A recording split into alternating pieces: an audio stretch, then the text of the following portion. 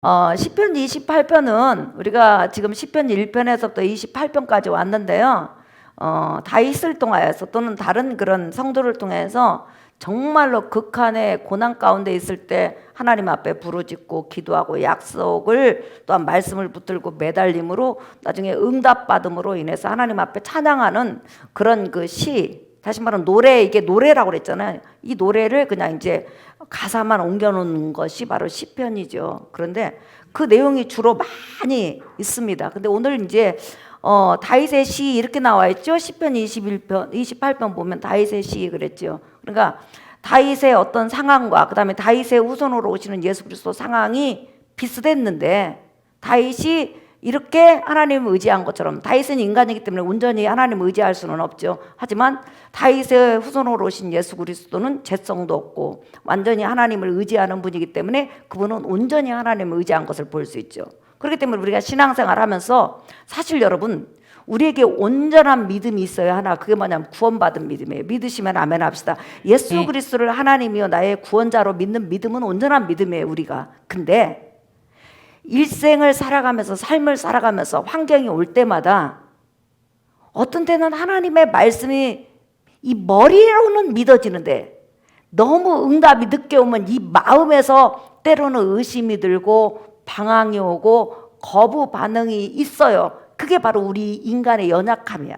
그런데 우리의 구원자 예수님에게는 방황이나 거부감이나 하나님을 향해서 의심이 전혀 없어요. 그래서 우리가 예수 그리스도를 의지하고 하나님 앞에 기도하는 줄 믿습니다. 아멘. 그렇기 때문에 여러분이 구원받는 믿음에 대해서는 온전한 믿음을 가졌다 할지라도 이 일생을 살아가면서 힘이 들고 어려울 때 때로는 의심도 생기고 방황도 생기고, 하나님 내 기도 들으세요? 듣는 줄은 알아요. 말씀을 들었기 때문에. 근데 들으세요 하면서 내 마음에 이렇게 의구심이 날 때 여러분이 여러분 자신을 너무 자책하지 마세요. 죄성을 가진 인간이니까 이럴 수밖에 없구나. 하지만 나 대신, 나를 위해서 대신 하나님 앞에 온전한 믿음을 보여주신 우리 주 예수 그리스도가 있으니 나는 이런 상태에서도 하나님 앞에 나간다 하는 그런 담대함을 가지고 하나님 앞에 나오시기를 예수의 이름으로 축복합니다. 아멘. 어떤 분은 내가 온전한 믿음이 올 때까지, 그때까지 기도하지 않고 나 하나님 앞에 예배 안 드린다고는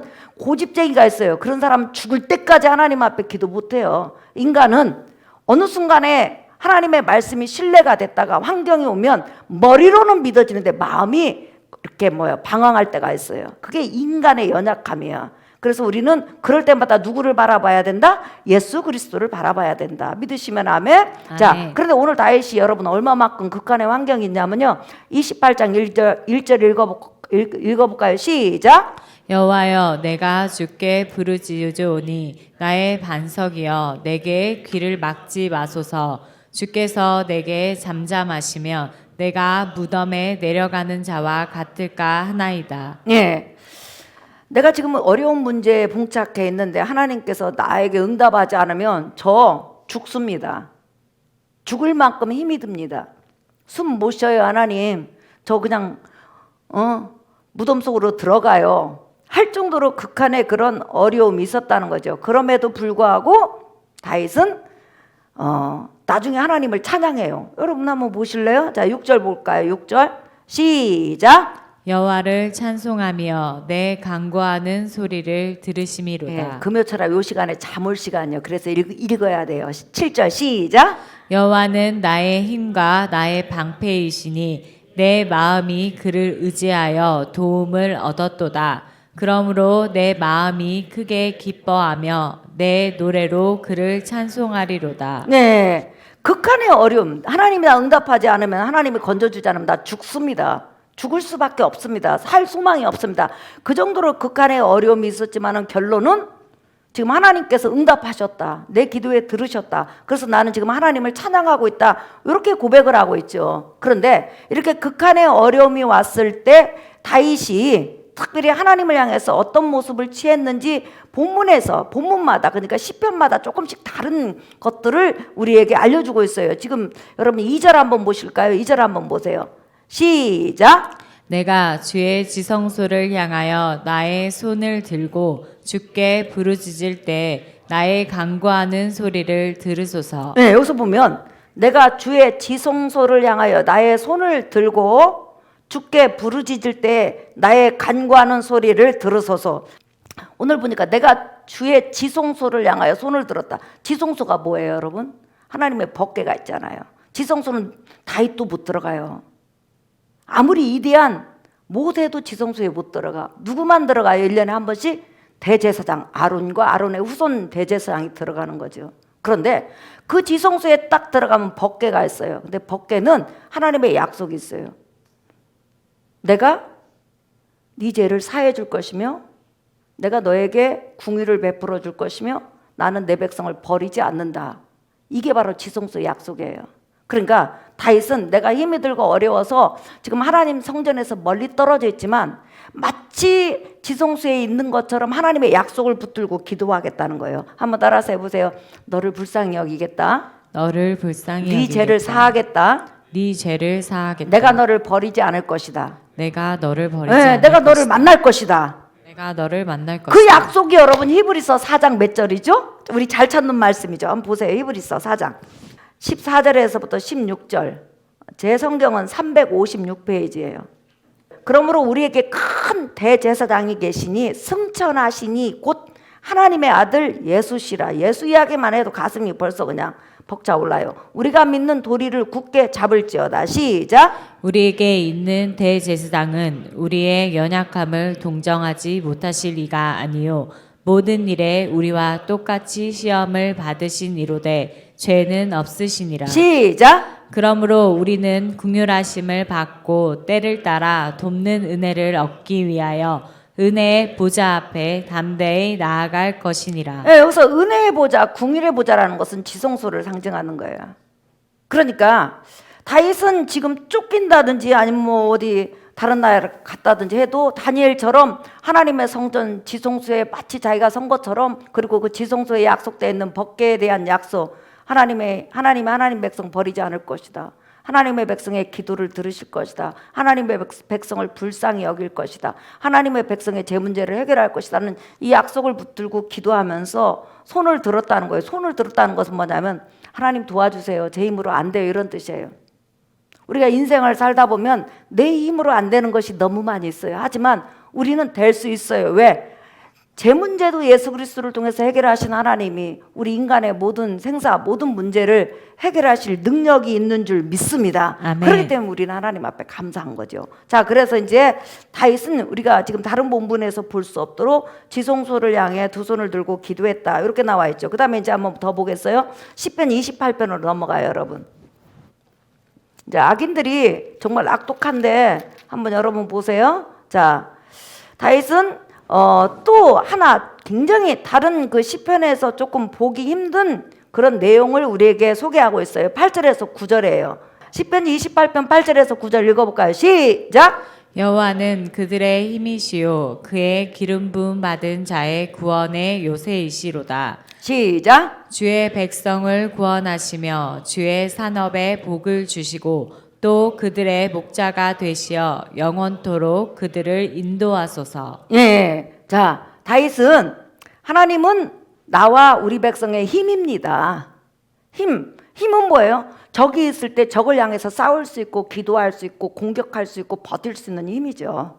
예. 하나님이 나의 힘입니다. 내가 세상을 버티고 살아갈 수 있고 그 다음에 현장에서 일할 수 있는 그런 근원이십니다. 그러면서 기름 부음 받은 자, 왕이나 선지자나 또 여러분들은 성령으로 기름 부음 받은 자들이에요. 그런 자들은 하나님께서 요새로 다시 말하면 지켜주시고 보호하신다. 이렇게 이제 말을 한 다음에 가장 중요한 이 본문의 9절이에요. 읽어볼까요? 시작. 주의 백성을 구원하시며 주의 산업에 복을 주시고 또 그들의 목자가 되시어 영원토록 그들을 인도하소서. 다윗은 환경이 어렵고 힘들고 또 정말 고난 가운데 있었다가 하나님 앞에 기도응답을 받았어요.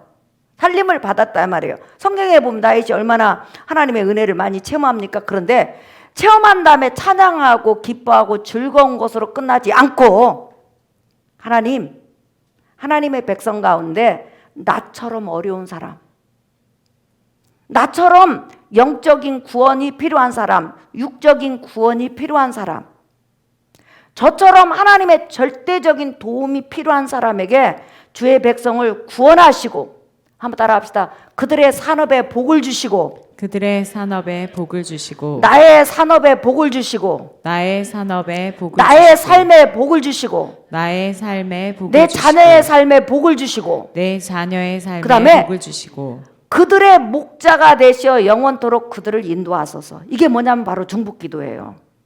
이게 얼마나 이 시편의 다윗의 이대함과 우리 주 예수 그리스도의 이대함이 있냐면, 하나님 앞에 어떤 문제를 놓고 기도했어요. 죽을 만큼 힘들었어요. 그런데 울고 불고 금식하고 하나님 앞에 매달리면서 두 손을 들고 항복하면서 기도했더니 응답했어요. 그러면 정말로 우리가 찬양하고 기뻐하고 즐거워하잖아요. 찬양하세 우리 모두 다, 이렇게 하면서 막 즐겁게 찬양을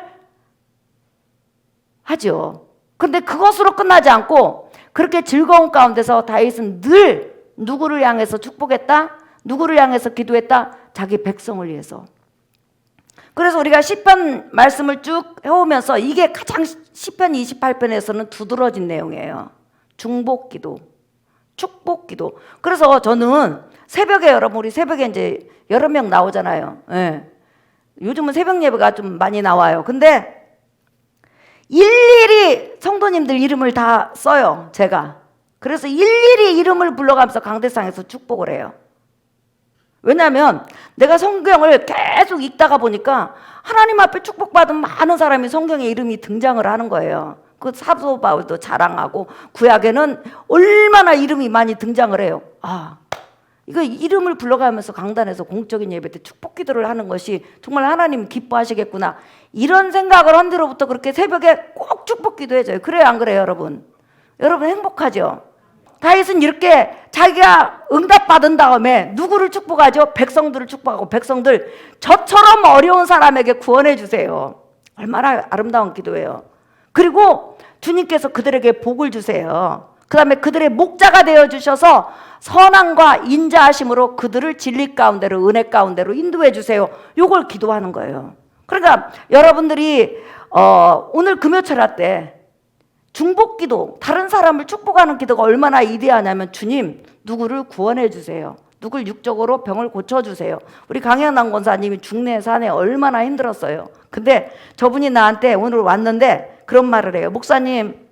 목사님이 주일날에 강향랑 권사님이 강대상에서 자기 이름을 불러가면서 기도를 하더라는 거예요. 근데 어찌나 마음이 뜨거운지 눈물이 나더래요. 예. 그리고 이제 강인한 권사님 놓고 기도합시다 해서 기도했는데, 너무 기가 막힌 것은요, 수십 년간 병명이 뭔지 모르고 쓰러지고 자빠지고 넘어지고 깨지고, 한 달이면 10번도 막 119 타고 갔어요. 근데 제가 병 고치려면 안내 보세요. 예. 목사님 저 쓰러지면 못 나오는데, 아예 그 못 나올 때는 다른 사람 해도 되니까 걱정하지 말라고 그냥 하라고 그랬어요. 근데 이번에 기적처럼 병명이 나왔어요, 여러분. 아무 병도 아니에요. 저혈당이에요. 지금까지 발견을 못한 거예요. 뭔 말이냐면, 지금은 저혈당도 이제 올릴 수 있는 의학이 개발이 지금 되어가는 중이고, 그런데 제 생각에는 꼭 저혈당뿐만 아니라 어떤 근원을 알 수 없는 병을 주님께서 치료하셨다, 저는 그렇게 믿어요. 믿으시면 아멘 합시다. 저분은 여러분 3일에 한 번씩 119 실려갔다니까요. 근데 어느 순간부터 한 10년 됐나 안 내본 지 점점 이게 숫자가 줄어든 거예요. 한 달에 10번에서 9번으로 또 8번으로 7번으로, 요즘은 한 달에 한 번도 안 실려가요. 그죠? 1년에 한 2번 실려가나? 그러니 얼마나 하나님께서 고치셨어요. 근데 이런 은혜들이 뭐냐면, 나와 여러분들이 놓고 기도했고 본인도 기도한 거예요. 자, 오늘 설교 결론이에요, 여러분. 오늘 또 우리가 하나님의 말씀, 또 지성소, 하나님께서 은혜 베푸실 그 말씀을 붙들고 우리가 마음에 손을 들고 기도를 할 거예요. 그때 하나님은 분명히 여러분 기도에 응답하신다고 약속하셨어요. 아멘. 은혜의 보좌 앞에 담대히 나오라고 약속하셨어요. 아멘. 그렇기 때문에 여러분 자체 행위를 바라보지 말고 예수 그리스도를 의지하고 믿음으로 기도하는 여러분 되시기를 예수의 이름으로 축복합니다. 아멘. 그뿐만 아니라 여러분이 기도한 다음에 타인을 놓고 기도하는 기도, 얼마나 아름다운 기도인지 몰라요. 축복 기도예요. 그래서 시편 28편이 가장 아름다운 것은 오늘 9절이에요. 주의 백성을 구원하시며 주의 산업에 복을 주시고 또 그들의 목자가 되셔 영원토록 그들을 인도하소서. 아멘. 이 축복 기도가 여러분 가정에 임하기를 예수님 이름으로 축복합니다. 아멘. 우리 찬양하겠습니다, 여러분. 우리 복음성가 250장 좀 빠른 찬양 하나 부른 다음에 기도하는 시간 갖겠습니다. 첫 번째로 기도할 것은 어떤 기도냐면 여러분의 문제 놓고 기도하겠어요, 오늘은. 그 다음에 두 번째, 여러분 축복해 주세요. 누구를 구원해 주세요. 영적으로 육적으로 병도 고쳐주세요. 그 다음에 그 삶 속에 물질이나 이런 모든 부분에서 복을 주세요. 그렇게 기도한 다음에 하나님이 목자가 되어주세요. 이 기도를 하겠습니다. 우리 복음성가 250장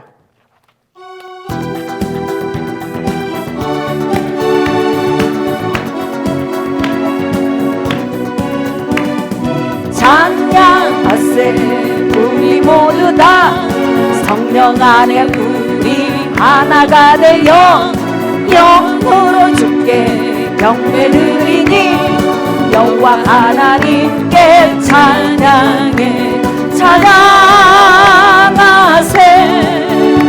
시온의 백성 손 높이 들고 아멘 찬양하세 시온의 백성 손 높이 들고 기도하세 기도하세 우리 모두 다 성령 안에 우리 하나가 되어 영으로 주께 경배드리니 여호와 하나님께 기도해 기도하세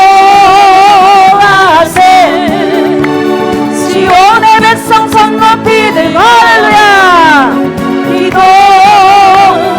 기도하세 시온의 백성 손 높이 들고 마지막으로 감사하세 감사하세 우리 모두 다 성령 안에 우리 하나가 되어 영으로 주께 경배드리니 여호와 하나님께 감사해 감사하세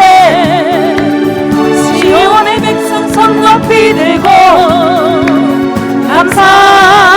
감사하세 시온의 백성 손 높이 들고 자 여러분 우리 기도 제목 주여 세 번 부른 다음에 기도하겠습니다. 주여